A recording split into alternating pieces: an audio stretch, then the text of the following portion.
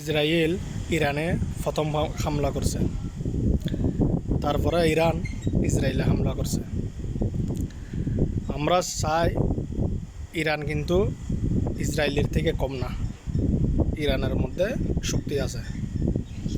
কিন্তু আমরা চাই ইরানকে সাপোর্ট দেওয়ার জন্য আরও কিছু মুসলিম কান্ট্রি এক হওয়ার জন্য। কি জন্য? ইসরায়েলকে ধ্বংস করার জন্য। ইসরায়েল একে একে সাহস বেড়ে যেতেছে, ইসরায়েল একে একে গাজাকে মারতেছে, ইউমেনকে মারতেছে, এদিকে আবার এখন ইরানের সাথে শুরু হয়ে গেছে। এই ডোনাল্ড ট্রাম্প আসার পর থেকে মুসলিমবাসীদের উপর অনেক নির্যাতন হইতেছে, কিন্তু এগুলার কোনো বিচার হয় না। আল্লাহ এদের কোনো বিচার করতেছে না। আমরা আল্লাহর কাছে একটা জিনিস দোয়া রাখবো, যারা মুসলিমবাসীদের সাথে দুশ্মনী করতেছে তাদেরকে আল্লাহ ধ্বংস করার জন্য। এটাই আমাদের চাওয়া পাওয়া। ইরানকে আল্লাহ শক্তি দান করুক। কি জন্য? আমরা মুসলিম।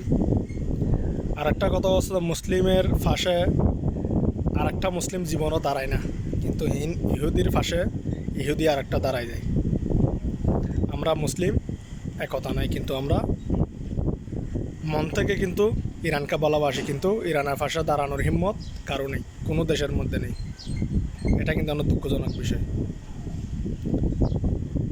তো সবাই দোয়া করবেন ইরান যাতে গাজাতে পরিণতি না হয়, তো গাজার মতো যাতে ইসরায়েল পরিণত হয়, এটা সবাই দোয়া করবেন। আমারও দোয়া রইল, সবাই দোয়া করবেন। সবাই আমরা চাই দুনিয়াতে যুদ্ধ না চলুক, যুদ্ধ থেমে যাক, যুদ্ধ বলতে কিছু না থাকুক, দুনিয়াতে শান্তির দরকার। কিন্তু শান্তির মধ্যে অশান্তি সৃষ্টি হয়ে যেতেছে।